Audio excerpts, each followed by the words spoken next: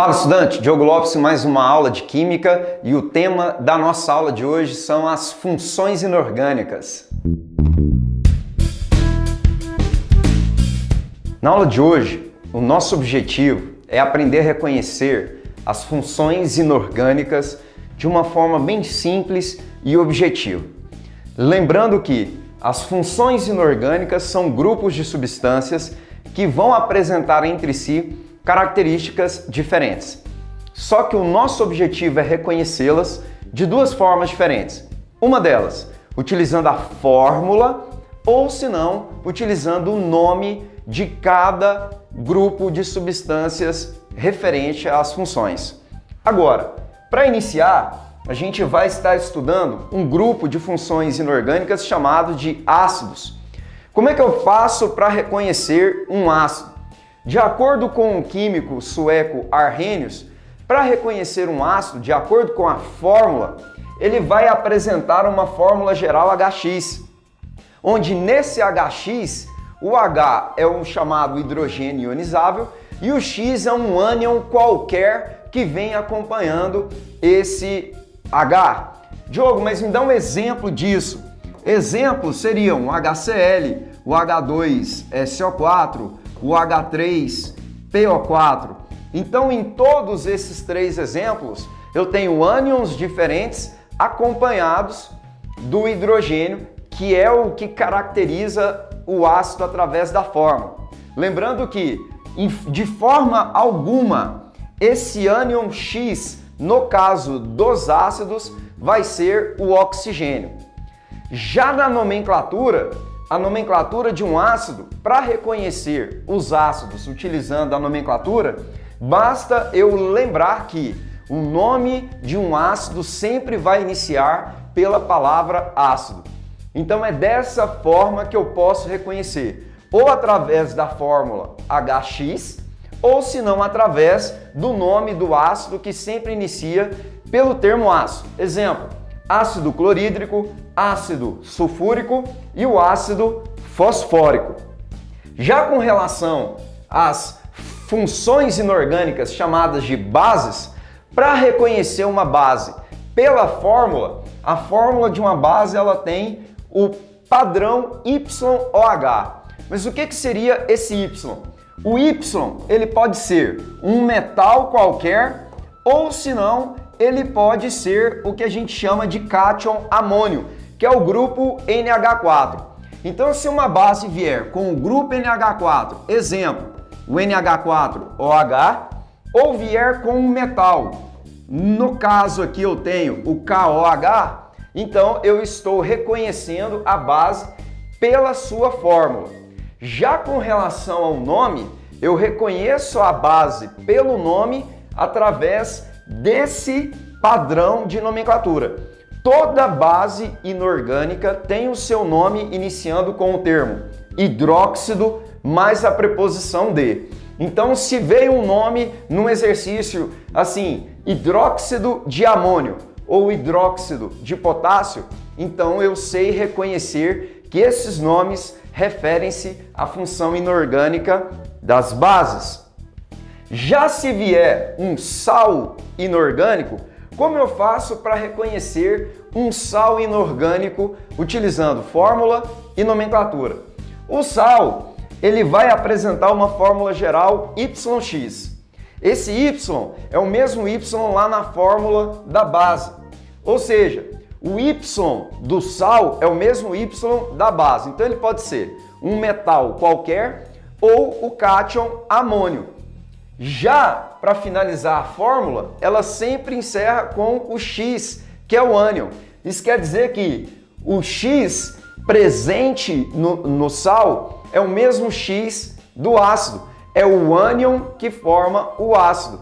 Então todo ânion que aparece em um ácido pode aparecer na fórmula de um sal. Por exemplo, eu tenho aqui o NaCl, o CaSO4, ou se não, o K3PO4. Você vai observar que os mesmos ânions que eu utilizei lá na fórmula, nas fórmulas dos meus ácidos, estão aparecendo aqui nas fórmulas dos meus sais.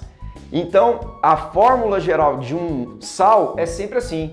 O Y referente a uma base e o X que é referente a um ácido. Então, um cátion e um ânion qualquer. Então, o sal ele nunca vai iniciar com um H, que corresponde ao ácido, e o sal nunca vai terminar com um OH, que corresponde às bases. Com relação à nomenclatura, a regra de nomenclatura de um sal, ela também é característica. Eu sempre tenho o nome do ânion mais a preposição. Então, exemplo, cloreto de alguma coisa, sulfato de alguma coisa, fosfato de alguma coisa.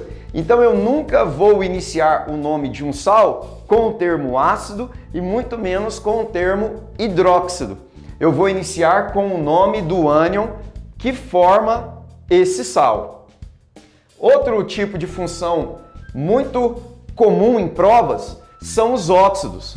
Os óxidos, eles são binários, então eles são exclusivamente binários. O que são funções inorgânicas binárias? Elas têm na sua fórmula apenas 2 elementos químicos. Então eu jamais vou ter 3 elementos químicos. Diogo, eu não entendi essa parte não. Olha só esse sal. Esse sal, o sulfato de cálcio, ele tem 3 elementos químicos. Ele tem o cálcio, ele tem o enxofre e ele tem o oxigênio. Então, a fórmula desse sal ela é ternária.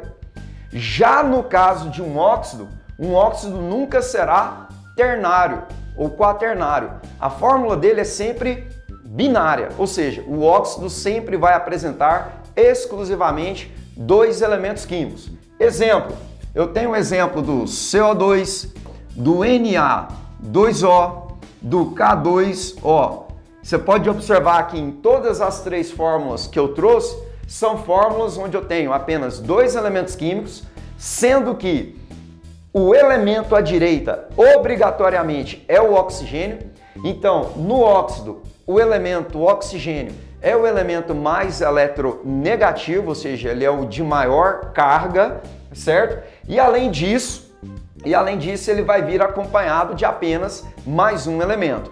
Outra característica marcante dos óxidos é que no óxido, o oxigênio sempre vai apresentar uma carga -2 na sua composição, ok? E para encerrar a parte do óxido, a nomenclatura de um óxido é característica como a do ácido e como a da base.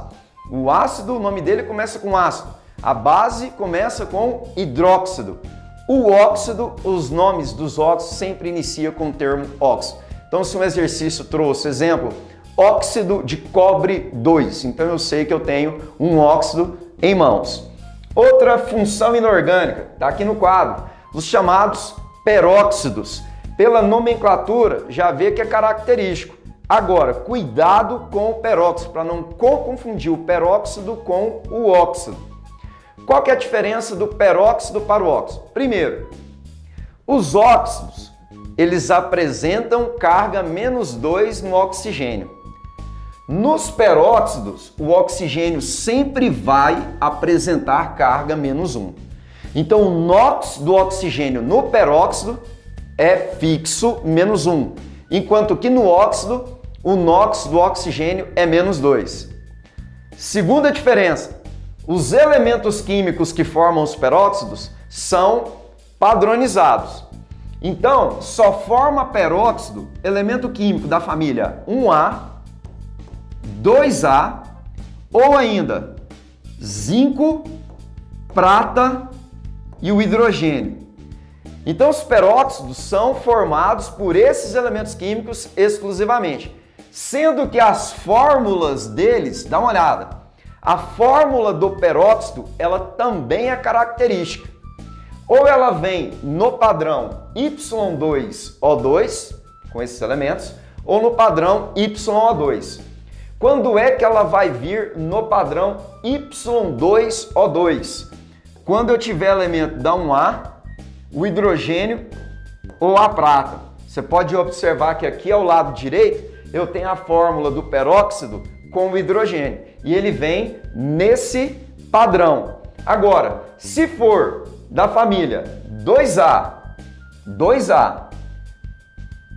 ou zinco, o padrão do nosso peróxido, ele vai ser YO2. Diogo, me dá um exemplo então. Tá aqui, ó, ZnO2.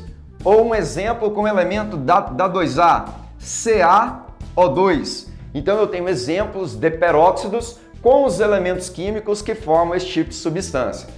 Com relação à nomenclatura, o exercício forneceu, você vai saber de cara, direto, se é ou não peróxido. Porque o nome dos peróxidos sempre inicia com o termo peróxido mais a preposição. Então, se ele falou para mim peróxido de hidrogênio, automaticamente ele me deu um peróxido.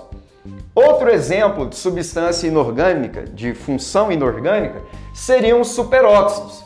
De novo, esse nome nos perseguindo.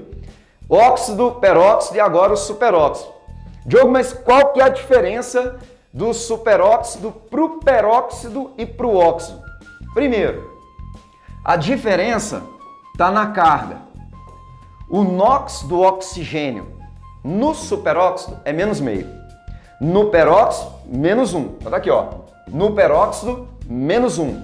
No óxido, menos 2. No superóxido, menos meio. Elementos químicos que formam o superóxido. Apenas elementos da família 1A e 2A. Nada mais. Então eu só tenho superóxidos formados por elementos da família 1A e 2A. E a fórmula química desse tipo de substância, ela é padronizada. Binário, ou seja, elemento químico da 2A ou da 1A acompanhado do oxigênio. Sendo o padrão Y2O4, se vier com elemento da 1A, exemplo, K2O4. Então, com elemento da família 1A. Ou se não, YO4, com elemento da 2A. Exemplo, CaO4. Já a nomenclatura também é característica. O exercício trouxe o nome superóxido de alguma coisa. Exemplo, superóxido de potássio, superóxido de cálcio. Eu sei que eu tenho um superóxido. E para encerrar, os carbetos trata-se de um grupo de função inorgânica onde o carbono é o elemento químico mais importante, onde o carbono é o elemento químico mais eletronegativo. Esse carbono, ele sempre vai vir em uma fórmula binária, ou seja, ele vai vir acompanhado de apenas mais um elemento químico à sua esquerda, sendo esse elemento químico um elemento químico menos eletronegativo que o carbono, que pode ser um metal ou se não um semi-metal, tá? Agora, quais são os padrões de fórmulas em que eu posso encontrar um carbeto? Os padrões seriam Z4C3AC2. Diogo, me dá um exemplo. Um exemplo seria o Al4C3 e um outro seria o CaC2. Então eu tenho aqui exemplos de fórmulas de carbetos. É dessa forma que eu vou identificar os carbetos através de suas fórmulas. A outra forma de identificação seria a nomenclatura. Os carbetos eles podem ter o seu nome utilizando uma regra geral, que seria a regra onde eu utilizo carbeto de alguma coisa. Nesse exemplo aqui seria o carbeto de alumínio e no outro seria o carbeto de cálcio. Uma outra variação da nomenclatura seria utilizando os termos metaneto e o termo acetileto. Então são dois termos que podem ser utilizados e que identificam os carbetos. Com ressalva, o metaneto ele é usado sempre para esse tipo de padrão de carbeto, o Z4C3. Então, para esse exemplo, o Al4C3, eu tenho o carbeto de alumínio. Já o termo acetileto, ele é usado para os padrões AC2. Então, para esse caso aqui de em cima, onde eu tenho o CaC2, o nome dele seria acetileto de cálcio. Então, essas são as variações que eu posso utilizar para identificar a função inorgânica carbeto.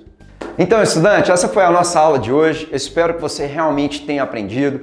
Curta, compartilhe, se inscreva no nosso canal. Em caso de alguma dúvida, acesse os links que estão na descrição do nosso vídeo. E eu te espero na próxima aula. Valeu!